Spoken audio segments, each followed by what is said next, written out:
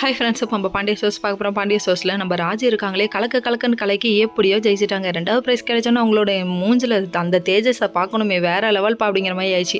அதுக்கப்புறம் அங்கே ஆடிட்டு இருக்கும் போது பார்க்கணுமே, கண்ணை காட்டு போதுன்னு பாட்டை போட்டுவிட்டு இவங்க ரொமான்ஸ்க்கு போயிட்டாங்க. சரின்னு சொல்லிட்டு இவ்வளவும் நீ எனக்காக பண்ணியான்னு சொல்லி கேட்குறாங்க.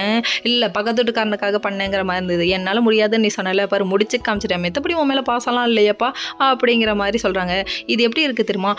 நான் அழுவலையா, எனக்கு கண்ணு வேக்குது, நான் என்ன பண்ணுவேன் அப்படின்னு சொல்கிற மாதிரி இருக்குது. சரி பரவாயில்ல விடுங்க, இவங்கெல்லாம் அப்படி தான் ஈகோ எட்டி பார்க்குது இல்லை, எப்படி இல்லாமல் ஒத்துக்குவாங்க அப்படிங்கிற மாதிரி ஆயிடுச்சு. சரி பரவாயில்ல விடுங்கப்பா, அப்படியே 2 பேரும் பார்த்துக்க ரொமான்ஸை அப்படியே வளருது பூக்குது, பட்டர்ஃப்ளை 1000 பரன்னு பறக்குது. இதெல்லாம் பார்க்கும்போது நல்லா தானே இருக்குது. அது எப்படி நாங்கள் அப்படியே விட்டுருவோம்னு சொல்லிட்டு வந்து குதிக்கிறது யார்? நம்ம கோமதியம்மா. எனக்கு ஒரு டவுட்டு அப்படிங்கிறாங்க நம்ம செந்திலும் அரசியும். கடைசியில் பார்த்தா பிடிக்கலங்கிற மாதிரி இவங்க பண்ணுறாங்களே, நீங்களும் சொல்லியிருக்கீங்களே என்ன விஷயம்னு சொல்லி கேட்க, ஐயோ மீனா சமாளிடி அப்படின்றாங்க. மீனா தானே சமாளிக்க பிறந்தவ, அதனால் அது ஒன்றும் இல்லை.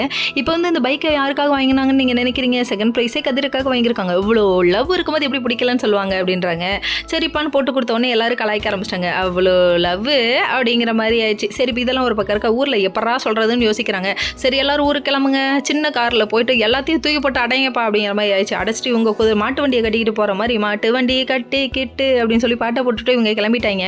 சரி இதெல்லாம் ஒரு பக்கம் இருக்க, பெரிய வண்டியை எடுத்துகிட்டு வரக்கூடாதான் மீனா இடின்னு இடிக்கிறாங்க. அதுக்கப்புறம் டே நீ ஃபோன் பண்ணுறது எவ்வளோ பெரிய எமர்ஜென்சியில் ஃபோன் பண்ணால் உனக்கு பெரிய வண்டி வேணுமாங்கிற மாதிரி இருக்குது. இன்னொரு பக்கம் குமாரை வளைச்சி போட்டு திட்டுறாங்க, அப்பாவும் அம்மாவும் நீ ஒன்றுத்துக்கும் உதவ மாட்டேன்னு சொல்லிட்டு. ஆனால் படிக்க போகிறது நம்ம மீனாவுக்கு. Okay friends.